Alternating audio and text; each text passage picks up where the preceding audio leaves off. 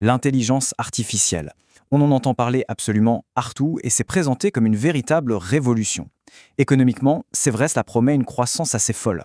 Mais voilà, derrière cette promesse, il y a une réalité bien plus nuancée qui pourrait aussi aggraver les inégalités.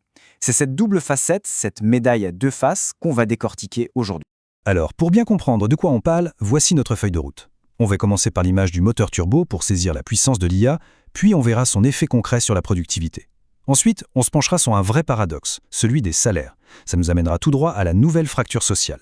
Et pour finir, on explorera comment faire pour que cette croissance puisse être partagée. Ok, pour vraiment saisir l'ampleur du phénomène, commençons avec une analogie. Une image toute simple, mais très très parlante. Elle va nous servir un peu de fil rouge pour toute cette analyse. C'est exactement ça. Il faut bien comprendre que ce n'est pas une petite amélioration de rien du tout. Non, c'est comme si on passait d'un moteur de voiture classique à un moteur de Formule 1. Tout devient plus rapide, plus puissant. C'est une image qu'il faut garder en tête, parce que tout le reste découle de là. Bon, ce fameux turbo, concrètement, ça donne quoi en chiffres? Alors là, attention, les montants des gains économiques donnent un peu le vertige. Le premier chiffre est juste dingue. On parle de 400 milliards de dollars qui pourraient être ajoutés à l'économie mondiale. Et attention, ce n'est pas une seule fois, c'est chaque année. Pour se faire une idée, c'est comme si on ajoutait l'économie entière d'un pays comme l'Allemagne tous les ans. Et comment on arrive à un chiffre pareil? La réponse, c'est simple, la productivité. On parle d'une accélération qui pourrait atteindre 3,3% par an au niveau mondial. Ça peut sembler abstrait, mais c'est un rythme de croissance que la plupart des pays développés n'ont pas connu depuis des décennies. Et c'est là qu'on commence à voir où le bas blesse. Les secteurs qui adoptent l'IA, eux, voient leur productivité exploser jusqu'à 5 fois plus vite que les autres. On est donc clairement en train de voir se dessiner une économie à deux vitesses. Forcément, les dirigeants d'entreprise, eux, ont bien saisi l'opportunité. La preuve, c'est que près des 2 tiers d'entre eux s'attendent à ce que l'IA générative rende leurs équipes plus efficaces. Du côté des entreprises, en tout cas, l'optimisme est de mise. Ok, la croissance est là, l'argent est là. Mais la vraie question, la question cruciale, c'est où va vraiment cet argent ?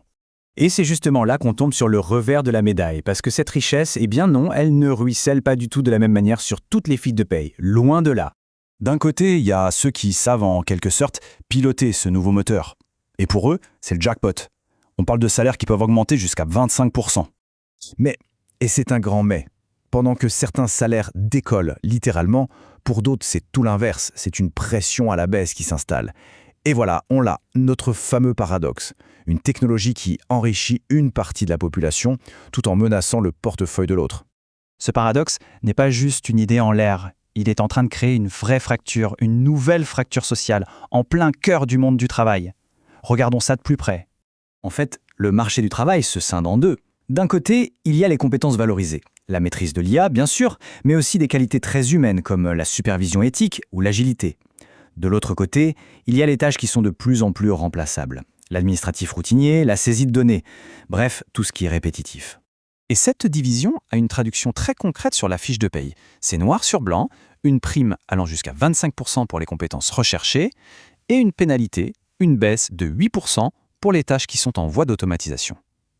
L'écart est là, sous nos yeux. Ce n'est plus une hypothèse, c'est une réalité chiffrée. Les économistes ont un nom pour ce phénomène, la polarisation du marché. Qu'est-ce que ça veut dire? C'est assez simple. Le haut et le bas de l'échelle des salaires s'écartent de plus en plus et la classe moyenne, elle, se retrouve un peu prise en étau au milieu. C'est un défi social absolument majeur. Tout ça nous amène logiquement à la grande question, la grande peur qui entoure l'IA. Alors, autant l'aborder de front. La question que tout le monde se pose, au fond, c'est est-ce que l'IA va détruire plus d'emplois qu'elle ne va en créer? Eh bien, la réponse pourrait surprendre. C'est non. Les données, en tout cas pour l'instant, montrent que l'IA est en fait un créateur net d'emplois. Pourquoi? Parce que les nouveaux rôles qu'elle permet de créer sont plus nombreux que les anciens postes qu'elle remplace. Mais attention, ça ne veut pas dire que tout va se faire par magie, loin de là. Pour que cette croissance profite à tout le monde, les experts s'accordent sur un plan en 3 étapes. 1. Trouver un moyen de mieux redistribuer la richesse générée. 2. Utiliser une partie des profits de l'IA pour financer la transition professionnelle. Et 3. Le point crucial, investir massivement dans la formation pour que tout le monde puisse s'adapter. En fin de compte, on peut dire que le turbo est installé. Le moteur est là, il tourne à plein régime.